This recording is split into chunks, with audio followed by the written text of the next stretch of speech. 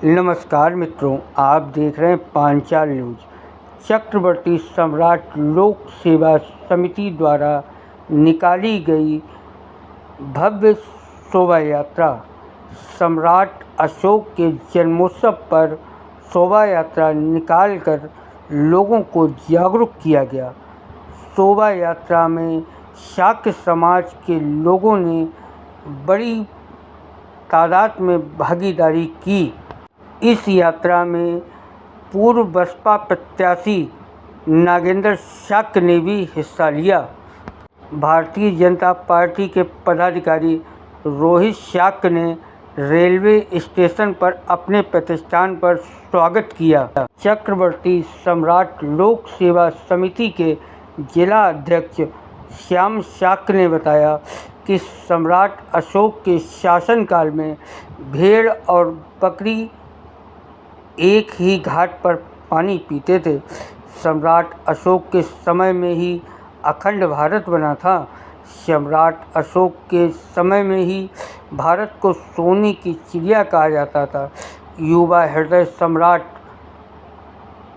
अशोक को लोग जाने, जिसका इतना गौरव राजा रहा हो, उनके इतिहास को लोग जाने।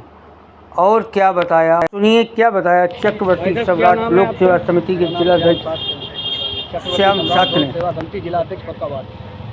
आज ये आपका क्या कार्यक्रम है? सर, आज ये सम्राट अशोक के जन्मोत्सव पर ये हम लोगों ने कार्य किया है, जो यात्रा के माध्यम से आप देख रहे होंगे।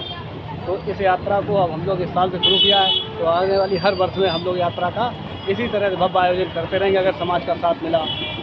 ये क्या आपकी पहली बार निकाली गई है? नहीं, इससे पहली बार भी निकली थी, लेकिन इतनी नहीं निकली थी। अब की बार थोड़ी ज़्यादा निकाली है हम लोगों ने। पहले थोड़ी सी गाँव किनारे किनारे हम लोगों ने ये प्रोग्राम कर लिया। हमारा मानना है कि जिस देश का इतना विशाल गौरवशाली राजा रहा हो, उसके इतिहास को लोग जानें, ताकि उनका इतिहास विलुप्त ना हो। जो उन्होंने हमारे लिए संघर्ष किया, हर युवाओं को, देश के हर युवाओं को पता होना चाहिए कि सम्राट अशोक ने हमारे लिए क्या किया, उनके राज्य में क्या था। ये वही सम्राट अशोक है जिसके राज्य में भेड़, शेर और बकरी एक ही घाट पे दोनों पानी पिया करते थे, यानी कि कोई फेरबदल नहीं था। सब एक समान था, समतामूलक समाज जैसे भारतीय संविधान लागू होने के बाद आज हुआ है।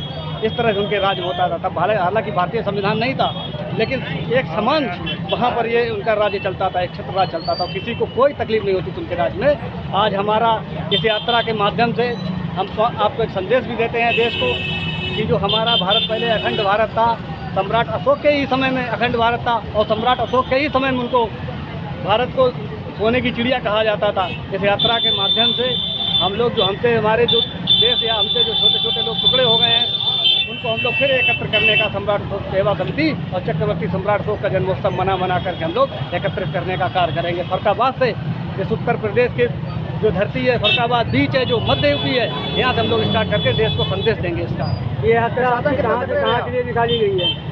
जी, ये यात्रा आपकी कहाँ से शुरू हुई है और कहाँ तक लेके सर, ये यात्रा हमारी बीबीगंज चौकी के पीछे जो पुराना नकाशा है, उस मैदान से लेकर के टाउन हॉल तिराई पक्का पुल से चौक रेलवे रोड होते हुए साक्य सभागार ठंडी सड़क पर इसका समापन किया जाएगा।